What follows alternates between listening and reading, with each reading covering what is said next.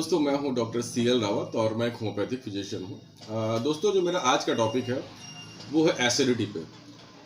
दोस्तों, एसिडिटी हर किसी को होती है, बहुत कॉमन बीमारी है। किसी न किसी ने हर किसी ने कभी ना कभी उसको फील किया।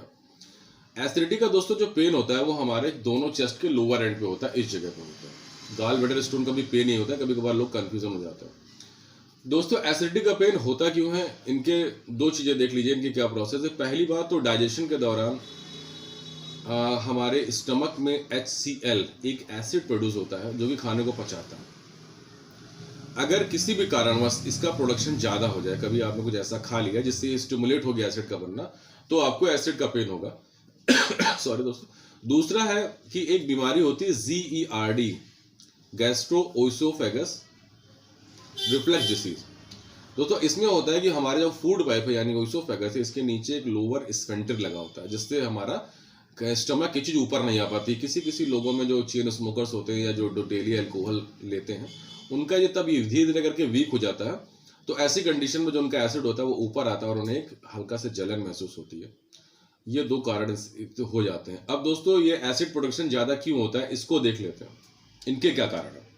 दोस्तों, एसिड हमारी बॉडी में उन लोगों को ज़्यादा बनता है जो लोग अपनी फूड को स्किप ज़्यादा करते हैं, जिनका फूड का कोई टाइम नहीं होता, खाने का कोई टाइम नहीं होता, या फिर जो लोग लेट नाइट खाते हैं। जैसे कि मैं हूँ, अभी 10 बजे अगर मैं क्लिनिक बंद करूँगा, 9:30 बज रहे हैं, तो मैं घर जाकर अगर इस टाइम में खाना खा लूँगा तो वो मुझे एसिड कॉज कर सकता है। इसलिए दोस्तों, मैं 6 बजे के बाद कुछ नहीं खाता, पहली चीज़। दूसरी चीज़, आप जो है ईटिंग जो है वो सही खाना खाएं, मैदे को ना लें।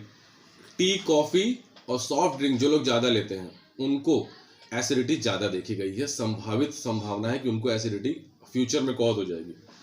दूसरी दोस्तों, ओवर ईटिंग नहीं करनी है हमें फ्राइड फूड, हमें स्पाइसी फूड, हमें फैटी फूड नहीं लेना। जो लोग ज़्यादा लेते हैं उनको भी एसिडिटी होने की संभावनाएं ज़्यादा रहती हैं। सॉरी दोस्तों। कुछ ऐसी मेडिसिन है, non steroidal anti inflammatory drug हैं, जिन्हें हम लोग पेन किलर्स के नाम पे जानते हैं।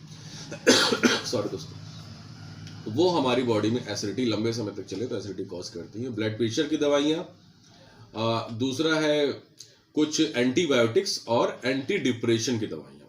दोस्तों, आपने देखा होगा कि जब हमें कोई डॉक्टर एंटीबायोटिक्स या एंटी डिप्रेशन की मेडिसिन जिनकी चल रही होती है, उन्हें एक सुबह खाली पेट गोली जरूर देते हैं, क्योंकि इन दवाइयों के साइड इफेक्ट वो होते हैं, क्योंकि इनके जब जो लोग ये दवाई लेते हैं उनके अंदर एसिड प्रोडक्शन ज़्यादा हो जाता है, इस वजह से उनको ये दवा दी जाती है। दोस्तों, लैक ऑफ फिजिकल एक्टिविटी भी एक कारण है। अल्कोहल लेना, स्मोकिंग करना भी एक कारण है एसिडिटी का।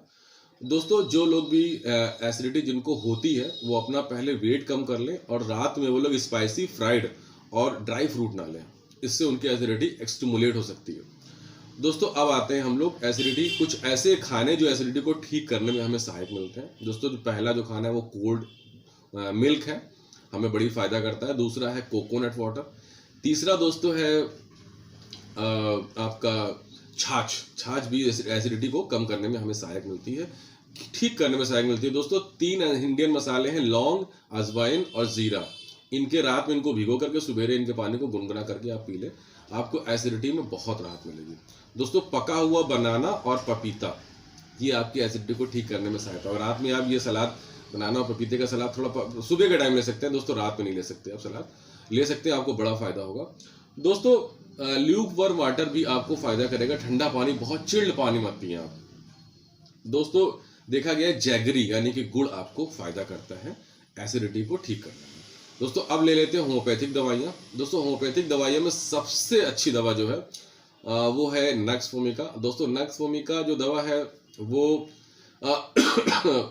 एसिडिटी, कॉन्स्टिपेशन, पाइल्स और यहाँ तक गैस्ट्राइटिस को ठीक करने में फ़ायदा, मतलब बहुत अच्छी दवा है। इन सब बीमारियों की कॉम्बिनेशन में बहुत अच्छी दवा है।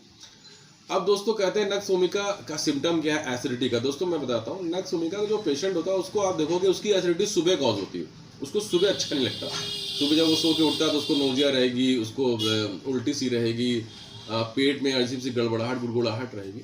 इन सब चीज़ों में उसके सुबह, यानी कि नक्स वोमिका का पेशेंट सुबह बेचैन रहता है, शाम को वो अच्छा से खाता है, अच्छे से होता है। अब दूसरी दोस्तों चीज़ आती है कि नक्स वोमिका का जो पेशेंट होता है, खाने के आधे घंटे बाद उसे डिस्कम्फर्ट चालू हो जाता है। लेट नाइट उसे खाना नहीं खाना चाहिए। तीसरा है नक्स भूमिका किन किन लोगों को ज़्यादा सूट करती है ये मैं बता देता हूँ दोस्तों। नक्स भूमिका जो होती है, ऐसे व्यक्ति जिनको गुस्सा ज़्यादा आता है, ऐसे व्यक्ति जिनको मीठा ज़्यादा पसंद है, ऐसे व्यक्ति जिनको बिजनेस करना या जो बिजनेस लाइन में है, ऐसे व्यक्ति जो फास्टिडियस होते हैं, जो अपना काम सारा रेगुलर व्यवस्थित रखना चाहते हैं। वो जब जिस केबिन में बैठते हैं उनका कंप्यूटर उनके सामने होगा, उनके मुहर उनकी सील उनके सामने होगी, उनका पेन, उनकी जो भी चीज़ें खाता है उनके सब उनके सामने होगा, वो उनकी अगड़म बगड़म फैला नहीं होगा। ये दोस्तों होता है नक्स भूमिका का पेशेंट। अगर आपको ऐसा कोई मरीज मिल जाए गुस्से वाला बहुत होता है, बहुत जरा सी बात में भड़क जाता है, बिल्कुल कुछ आपने दो बातें कह दी तो बिना कुछ सुनाए आपको वो जा नहीं सकता, ऐसा पेशेंट आपको है तो दोस्तों नक्स भूमिका उसकी ये एसिडिटी ही नहीं, अगर उसको बर्निंग यूरिनेशन है, अगर उसको कॉन्स्टिपेशन है, अगर उसको एसिडिटी है, अगर उसको कोई बड़ी बीमारी भी है, तो दोस्तों नक्स भूमिका ऐसी दवा है, ऐसी गहन क्रिया करने वाली दवा है कि उसकी सारी बीमारियां ठीक कर देगा। ये पहली। दूसरे दोस्तों इसी तरह की दूसरी जो बहुत गहन करने की दवा है, गहन दवा है मतलब बहुत डीप सीटेड है, बहुत अंदर सातों लेयर मेडिसिन के अंदर, बॉडी के अंदर कई लेयर, सातों लेयर में बांटा गया है, सातों लेयर के ऑर्गन में वो चली जाती है, वो लाइकोपोडियम। दोस्तों लाइकोपोडियम का जो पेशेंट है वो एसिडिटी का जो है वो शाम को फील करता है, 2 बजे के बाद उसको एसिडिटी चालू होती है, 4 5 6 7 8 बजे तक बहुत ज़्यादा रहती है, फिर धीरे धीरे करके ठीक हो जाती है। अगर कोई बंदा ऐसा आता है कि कहता है कि मेरे को एसिडिटी है और वो 2 बजे के बाद चालू होती है, तो आप लाइकोपोडियम अपने दिमाग में रख लें, बाकी सिम्टम मिला लें। लाइकोपोडियम का पेशेंट होता है, उसे भूख बहुत विगरस, 10-11 बजे उसे भूख बहुत तेज लगेगी, लेकिन वो 10-12 और खाना खाएगा और उसके बाद देखेगा उसका पेट ब्लॉटेड हो रहा है, फूल रहा है, वो आगे का खाना छोड़ देता है। अगर ऐसा सिम्टम मिल रहा है तो भी आप दोस्तों लाइकोपोडियम दे सकते हैं। दोस्तों लाइकोपोडियम पेशेंट के कुछ मैं निशानियां बता देता हूं, ऐसे लोगों को अगर लाइकोपोडियम देंगे तो उनकी सारी बीमारियां ठीक हो जाएंगी, जैसे नक्स भूमिका की बताइए। लाइकोपोडियम का पेशेंट टॉल होगा, ऐसा नहीं कि बौना नहीं हो सकता, या छोटे कद का मीडियम हाइट से हो सकता है, लेकिन ज्यादातर देखेंगे टॉल होगा। लाइकोपोडियम को एसिडिटी, पेट दर्द, फ्लैटुलेंस या जो प्लेट दर्द वगैरह गैस दर्द उसकी लोअर एब्डोमेन में ज्यादा बनती है। लाइकोपोडियम का जब पेशेंट ऐसे खड़ा होगा तो आप देखेंगे उसका पेट निकला होगा, नीचे का पेट निकला होगा, ये उसकी खास निशानी है। गुस्से वाला बहुत होता है लाइकोपोडियम के पेशेंट को, गुस्सा अंदर से बहुत ज्यादा आता है, मतलब ऊपर बहुत गुस्सा दिखाने को रहता है लेकिन अंदर से वो इतना गुस्सा नहीं रहता, वो अंदर से थोड़ा छोटी सी बीमारी आने पर डर से जाता है जबकि नक्स भूमिका एक जैसा रहता है, उसका अंदर से बाहर था। लाइकोपोडियम का पेशेंट आप देखोगे नारियल जैसा रहता है, ऊपर से बिल्कुल अजीब सा खुरदुरा गुस्से वाला, अंदर से वो नरम रहता है। दूसरी दोस्तों आप देखेंगे लाइकोपोडियम का जो एक पेशेंट होता है, मतलब उसकी जो आदतें होती है, मीठा उसको भी बहुत पसंद होता है। लाइकोपोडियम का पेशेंट मीठा, वो रात में मीठा खाएगा जरूर खाना खाने के बाद। अब दोस्तों देखते हैं कि अगली दवा पल्सिटिला है। दोस्तों पल्सिटिला मेडिसिन जो है वो फीमेल मेडिसिन है, वो मेल्स में भी हो पाई जाती है लेकिन कम पाई जाती है, ज़्यादातर ये फीमेल को बहुत सूट करती है। ऐसी महिलाएं जिनको एसिडिटी बनती हो मॉर्निंग के टाइम या खाना खाने के बाद उनको एसिडिटी बनती हो, और दोस्तों उनको प्यास ना लगती हो, मुंह सूख रहा होता है पल्सिटिला की फीमेल का लेकिन उनको प्यास नहीं लगती, ऐसा पेशेंट आपको मिलता है तो आप पल्सिटिला दीजिए, आप उनकी भी सारी बीमारियां, डाइजेशन के अलावा सारी बीमारियां उनकी ठीक हो जाएंगी। दोस्तों पल्सिटिला की आप टंग देखेंगे तो आपको वाइट कोटिंग टंग दिखेगी, और पल्सिटिला को फैटी फूड और ये जितना स्पाइसी फूड, फ्राइड फूड, ये बहुत नुकसान करता है, उससे इसकी एसिडिटी बहुत जल्दी बढ़ जाती है। तो कुछ ये सिम्टम है दोस्तों पल्सिटिला के। और तीसरी दवा जो मेरी है दोस्तों वो रुबीनिया है।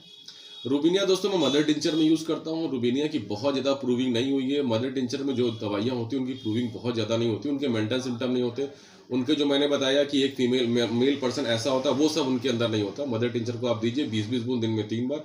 अगर किसी को एसिडिटी के साथ हेडेक है, सर में दर्द, फोरहेड में पेन है, तो आप रुबीनिया दीजिए, उसको बहुत आराम मिलेगा।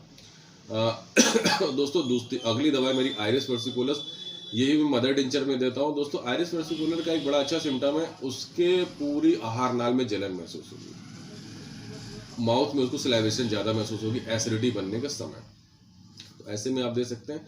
दोस्तों मेरे जो डॉक्टर से मेरी बड़ी सलाह है कि मदर टिंचर को यूज़ कम करें, क्योंकि मदर टिंचर टेम्परेरी रिलीफ देता है पेशेंट को, जब तक आप देते हैं तभी तक सही रखता है। आप पोटेंसी में यूज़ करिए दवा, जिससे पेशेंट परमानेंटली क्योर हो जाएगा। थैंक यू दोस्तों, मैं फिर मिलता हूँ आपसे जल्द ही अगले वीडियो में।